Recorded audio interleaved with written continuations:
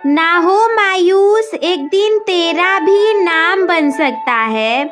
ना हो मायूस, एक दिन तेरा भी नाम बन सकता है। अगर दिल में हो आग और हौसले हो बुलंद। हाँ, अगर दिल में हो आग और हौसले हो बुलंद, तो अखबार बेचने वाला भी कलाम बन सकता है।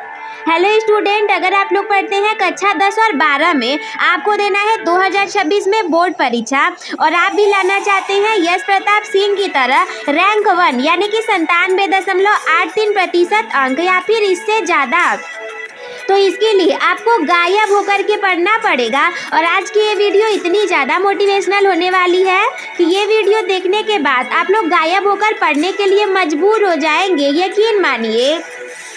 क्यों? क्योंकि कुछ गलतियां जो कि आप इस वीडियो को देखने से पहले किया करते थे, वो गलतियां अब आप नहीं करेंगे। तो पहली बात तो बिल्कुल गांठ बांध करके याद रख लीजिए कि sometimes it is okay to be not okay. Yes, sometimes it is okay to be not okay, because if it is not okay then it is actually okay.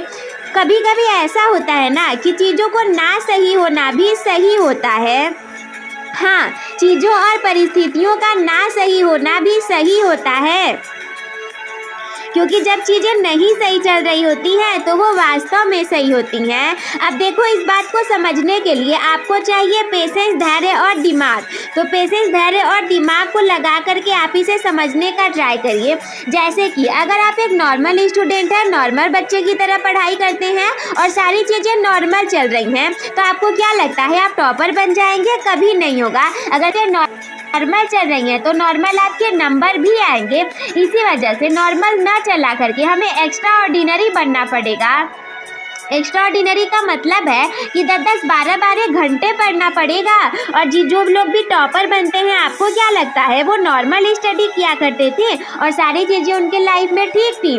अगर आप ही सोचो सारी चीज़ें सही रही होती तो आखिर वो इतनी ज़्यादा पढ़ाई क्यों करते और चीज़ों को सही करने का ट्राई क्यों करते? इसीलिए आप हमेशा याद रखिए कि sometimes it is okay to be not okay, because if it is not okay then it is actually okay. और हाँ, यही समय है, यही साल है, जो नया साल आ गया है, यही समय है और यही साल है जो तुम्हारा हक है ना, वो इस दुनिया से छीन लो। हाँ, 98-99% पर तुम्हारा भी हक है। अगर तुम्हें लगेगा छोड़ो जाने दो, मैं क्या ही कर सकता हूँ, मेरे तो 75-80% नंबर काफ़ी हैं, तो ठीक है, उसी लायक हो, क्योंकि उससे ज़्यादा नंबर लाने के लिए तो कोई मेहनत कर ही रहा है ना। तुम नहीं करोगे, वो नंबर किसी और के हो जाएंगे, बस इससे ज़्यादा और कुछ नहीं होने वाला। देखो, हमें क्या लगता है ना कि हम हमेशा अपने कंफर्ट जोन में रहेंगे और आप लोग उससे कभी भी बाहर नहीं निकलना चाहते। और ध्यान रखिए, जब भी कभी आप अपने कंफर्ट जोन से बाहर नहीं निकलना चाहेंगे, आपको लगेगा चलो ठीक है, पर नहीं पढ़ेंगे, नहीं लिखेंगे, मूवी आ रही है देख लेते हैं, दोस्तों के साथ खेल लेते हैं, शाम को घूम लेते हैं। जब तक इस कंफर्ट जोन से बाहर नहीं निकलोगे तब तक कुछ नहीं होने वाला। ना ही तुम्हारे 80% नंबर ना आए और टॉपर बनने की तो बात ही छोड़ दो। और ये बात एकदम याद रख लेना कि जीतने के लिए पागल बनना पड़ेगा। और पागल का मतलब पता है? पाने के लिए गतिशील लक्ष्य को। पागल का क्या मतलब है? पाने के लिए गतिशील लक्ष्य को।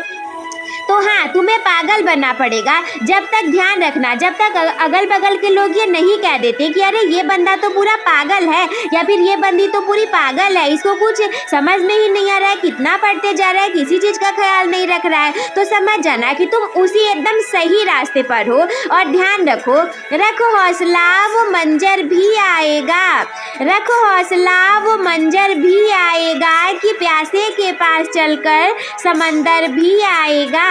और यूं थक कर ना बैठ ए मंजिल के मुसाफिर, यूं थक कर ना बैठ ए मंजिल के मुसाफिर, कि मंजिल भी मिलेगी और मिलने का मजा भी आएगा।